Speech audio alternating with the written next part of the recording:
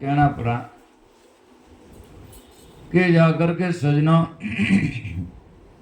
संत समागम हरि कथा तुलसी दुर्लभ दोई धन दारा सुत लक्ष्मी है तो पापी के घर भी होए। धन है, दारा नाम स्त्री है, बच्चा पुत्र है, ये तो पापियों के घर में भी होते हैं।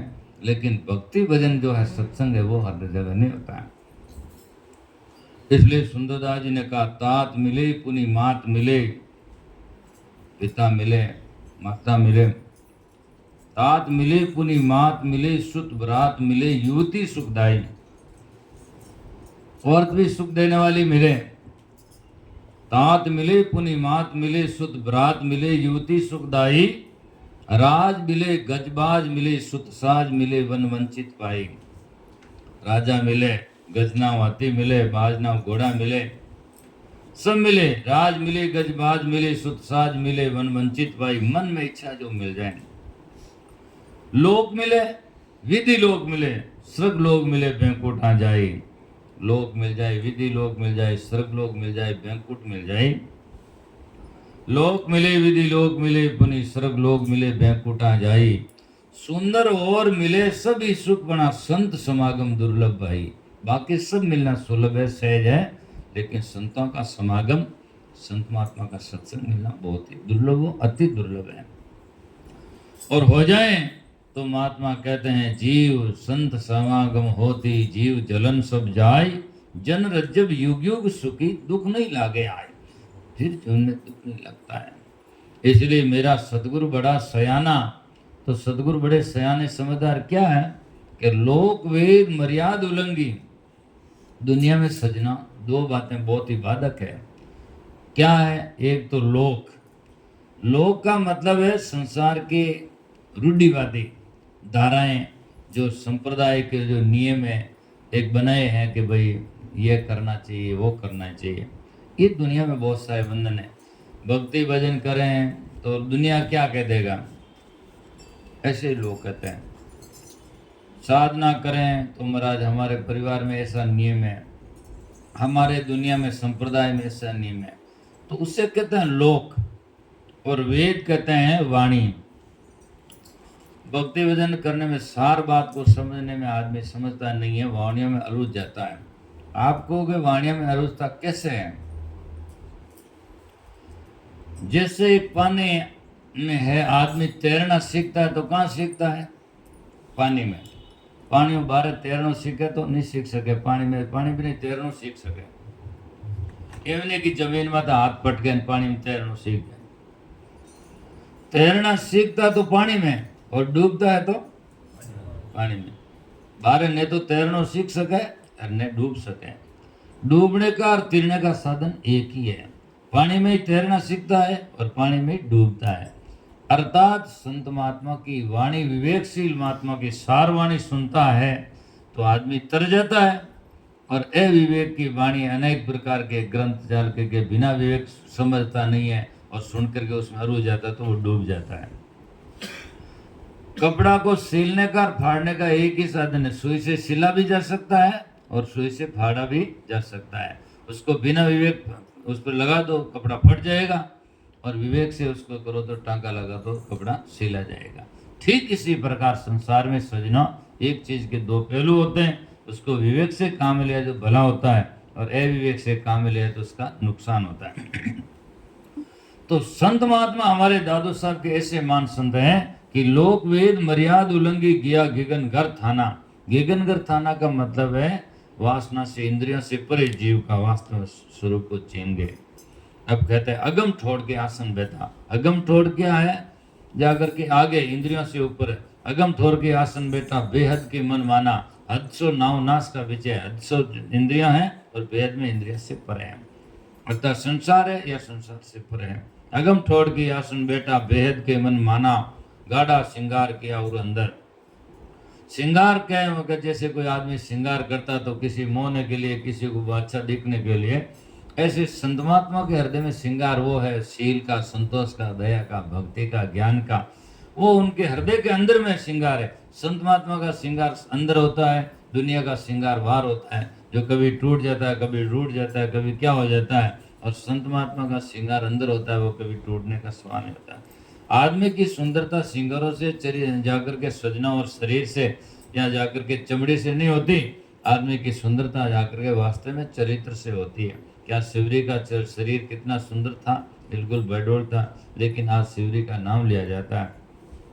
करमेती मीरा हुए, अनेक माएँ हुई, अनेक भाई लोग हुए और कितने बड़े बड़े जाकर के सजना, लेकिन उन्होंने जीवन में जिसका चरित्र अच्छा था आज लोग याद करते हैं, उनकी पूजा करते हैं।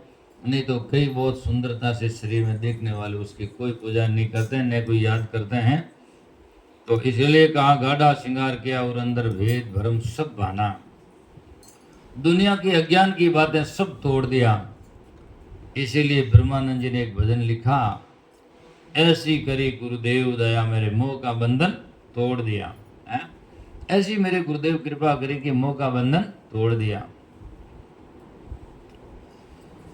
इसीलिए संसार में माने बड़ी पाप की मटकी वो मटका फोड़ दिया।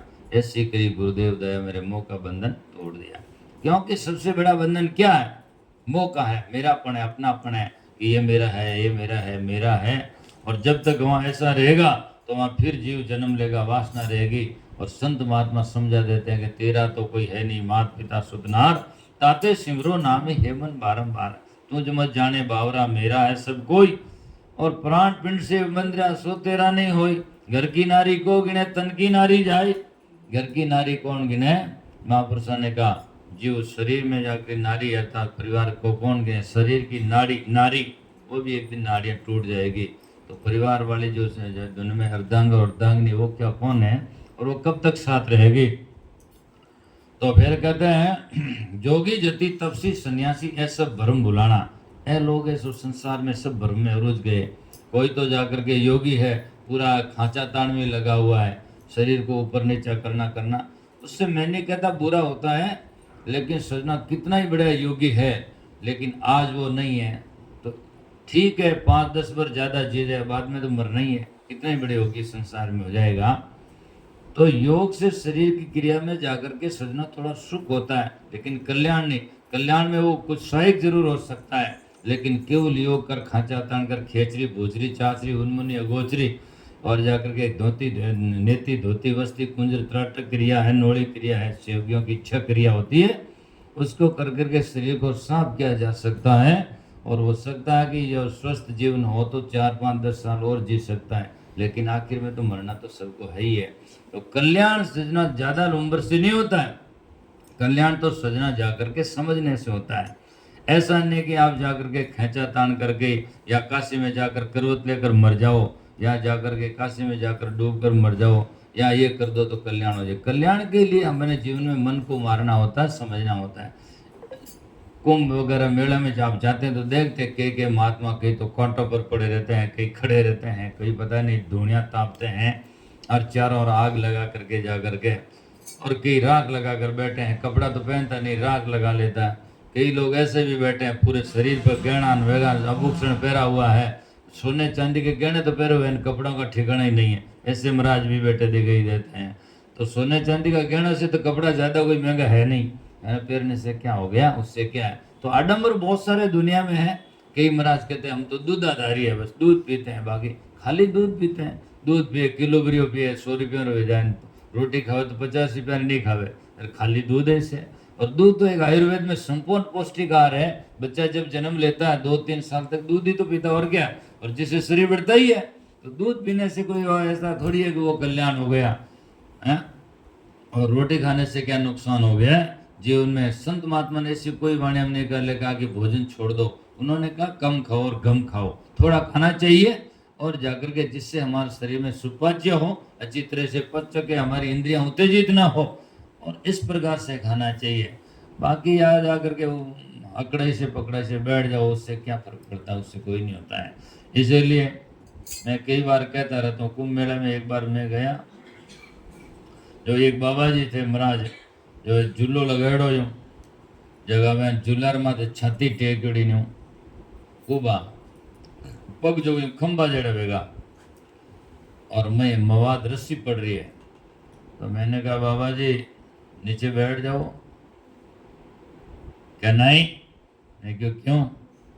कि 12 साल रो नेम है, मैं क्यों, मने तो पहली मरनो बहम है, वो कोई नेम, ये कोई नेम हुआ? और खड़ा रहने से मुक्ति होती तो घोड़ा खड़ा ही रहता है?